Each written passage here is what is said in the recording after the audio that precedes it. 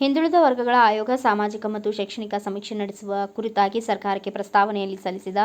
ಇದರಂತೆ ರಾಜ್ಯದ 7 ಕೋಟಿ ಜನರ ಸಮೀಕ್ಷೆ ನಡೆಸಲಾಗುವುದು. ಜಾತಿ ತಾರತಮ್ಯ ನಿವಾರಣೆ ಮಾಡುವುದು ಗಣತಿಯ ಮುಖ್ಯ ಉದ್ದೇಶ ಎಂದು ಮುಖ್ಯಮಂತ್ರಿ ಸಿದ್ದರಾಮಯ್ಯ ತಿಳಿಸಿದರು. ಸಿಎಂ ಸಿದ್ದರಾಮಯ್ಯ ಅಧ್ಯಕ್ಷತೆಯಲ್ಲಿ ಬುಧವಾರ ನಡೆದ ಸಾಮಾಜಿಕ ಮತ್ತು ಶೈಕ್ಷಣಿಕ ಸಮೀಕ್ಷೆ ಕುರಿತಾದ ಪೂರ್ವಭಾವಿ ಸಭೆ ನಡೆಯಿತು. ಸಭೆಯಲ್ಲಿ ಅವರು ಮಾತನಾಡಿ, ರಾಜ್ಯದ ಪ್ರತಿಯೊಬ್ಬರ ಆರ್ಥಿಕ ಪರಿಸ್ಥಿತಿ, ಜಮೀನು ಇದೆಯೇ ಇಲ್ಲವೇ ಸೇರಿದಂತೆ ಸಮಗ್ರ ಸಮೀಕ್ಷೆ ನಡೆಯಬೇಕು. ಈ ಸಮೀಕ್ಷೆ ವರದಿ ಮುಂದಿನ ಬಜೆಟ್ ಸಿದ್ಧಪಡಿಸುವ ಸಂದರ್ಭದಲ್ಲಿ ಆಧಾರವಾಗಲಿದೆ. ಈ ಬಾರಿಯ ಸಮೀಕ್ಷೆ ದೇಶದಲ್ಲಿಯೇ ಮಾದರಿ ಸಮೀಕ್ಷೆ ಆಗಬೇಕು ಎಂದರು. ಸೆಪ್ಟೆಂಬರ್ 22ರಿಂದ ಅಕ್ಟೋಬರ್ 7ರವರೆಗೂ 15 ದಿನಗಳ ಕಾಲ ಸಮೀಕ್ಷೆ ನಡೆಸಬೇಕು. ಅಕ್ಟೋಬರ್ ಕೊನೆಯ ಒಳಗಾಗಿ ಸಮೀಕ್ಷೆ ವರದಿಯನ್ನು ಸಲ್ಲಿಸಬೇಕು. ತರಬೇತಿ ಸೇರಿದಂತೆ ಸಮೀಕ್ಷೆಗೆ ಪೂರ್ವಭಾವಿ ಸಿದ್ಧತೆಗಳನ್ನು ಈಗಾಗಲೇ ಆರಂಭಿಸಬೇಕು. ಸಮೀಕ್ಷೆ ಅತ್ಯಂತ ಸಮರ್ಪಕವಾಗಿ ನಡೆಯಬೇಕು. ಸಮೀಕ್ಷೆ ಕುರಿತು ಯಾವುದೇ ದೂರುಗಳಿಗೆ ಆಸ್ಪದವಾಗದಂತೆ ಮುನ್ನೆಚ್ಚರಿಕೆ ವಹಿಸಬೇಕು. ಸಮೀಕ್ಷೆಯಿಂದ ಯಾರೂ ಹೊರಗುಳಿಯದಂತೆ ಖಾತ್ರಿ ಪಡಿಸಬೇಕು ಎಂದು ಮುಖ್ಯಮಂತ್ರಿಗಳು ಸೂಚಿಸಿದ್ದಾರೆ.